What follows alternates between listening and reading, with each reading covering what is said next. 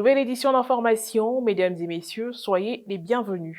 Au sommaire, diocèse de Yopougon, une campagne d'évangélisation dénommée Mon Samedi d'adoration a été organisée le 4 février dernier par la pastorale des jeunes de la paroisse Notre-Dame de l'Assomption de Gesco. C'était en collaboration avec le clergé de la paroisse et en présence du révérend père Prosper Ogou, deuxième prêtre exorciste du diocèse. Et puis le même jour, du côté de l'archidiocèse de Boaké, de nombreux enfants des secteurs pastoraux, Monseigneur André Duras et Monseigneur Vitaliao, ont pris part à une activité organisée par la direction diocésaine des œuvres pontificales missionnaires OPM, en collaboration avec la sous-commission de la Sainte Enfance.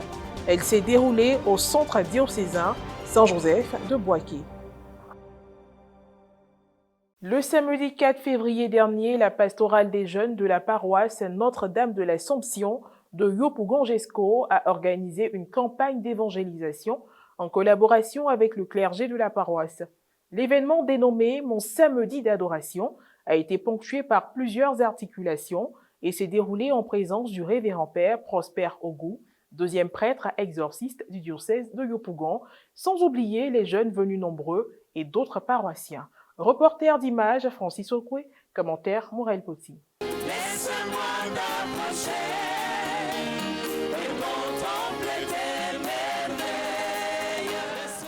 Diocèse de Yopougon, la pastorale paroissiale des jeunes, en collaboration avec le clergé, a organisé une campagne d'évangélisation dénommée Mon Samedi d'adoration. Pour la circonstance, les jeunes se sont donné rendez-vous le samedi 4 février dernier. Venus nombreux vivre cette journée, ils ont en profité pour rendre grâce à Dieu. Temps de louanges, méditation du rosaire, temps d'adoration, mini-conseil messe étant au cœur de cette journée d'évangélisation qui a eu la participation du révérend père Prosper Ogou, deuxième prêtre exorciste du diocèse de Yopougon. Au cours de la célébration eucharistique, le révérend père Prosper Ogou a axé sa prédication sur l'importance de la reconnaissance des bienfaits du Seigneur dans nos vies à travers l'exemple de la très sainte Vierge Marie. Chaque jour, Dieu se manifeste dans notre vie, dans notre existence. Et aujourd'hui, il nous donne de découvrir ce qu'il a accompli dans la vie de son noble servante. J'ai nommé la Vierge Marie, la fille de Anne et de Joachim, la mère de Jésus, notre Seigneur. Il a aussi invité tous les jeunes à vivre pleinement à la suite du Seigneur Jésus-Christ. L'adoration du Saint-Sacrement a été un autre temps fort de cette journée de prière. Les fidèles visiblement heureux ont terminé la campagne d'évangélisation en beauté dans la louange.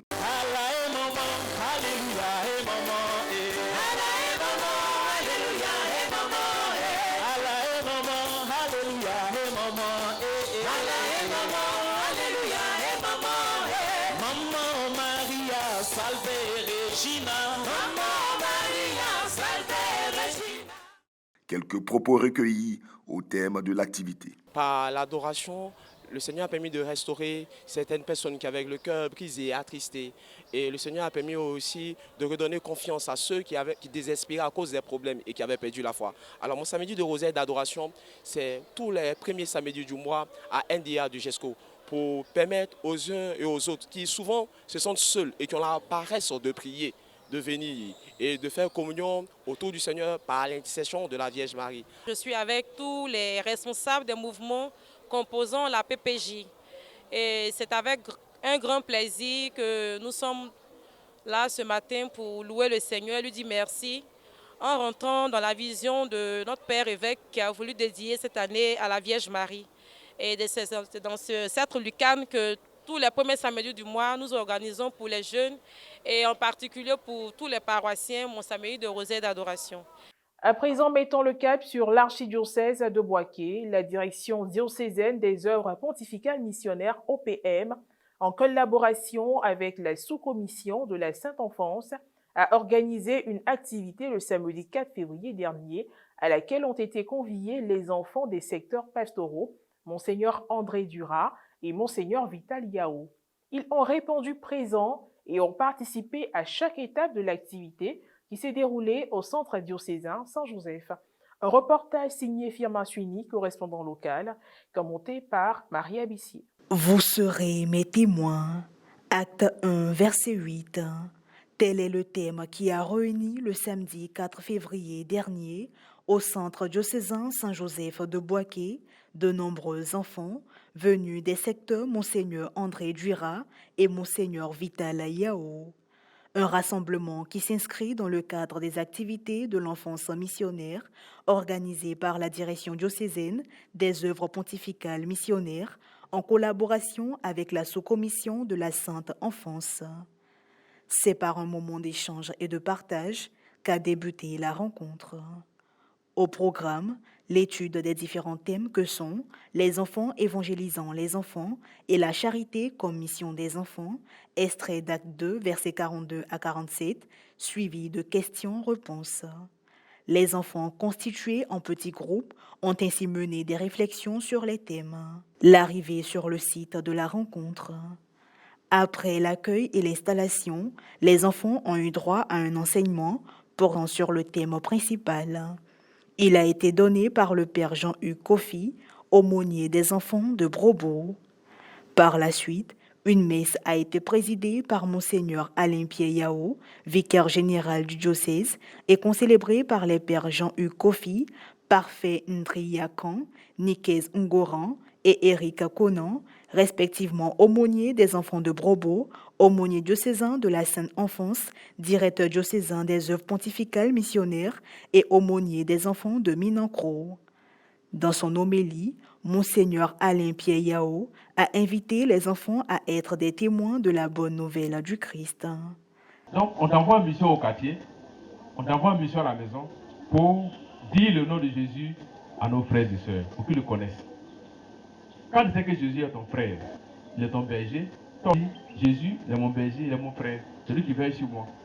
Je vais partager avec mes amis à la maison, au quartier, partager avec eux ce que Jésus a fait pour moi, pour qu'eux aussi, ils puissent le connaître. La célébration a aussi été marquée par l'exécution de l'hymne de l'enfance missionnaire, suivie de l'intervention de Raoul Thuot, coordonnateur diocésain de la Sainte Enfance de Boaké, qui a fait le point de l'activité au cours duquel il a présenté les enfants par secteur.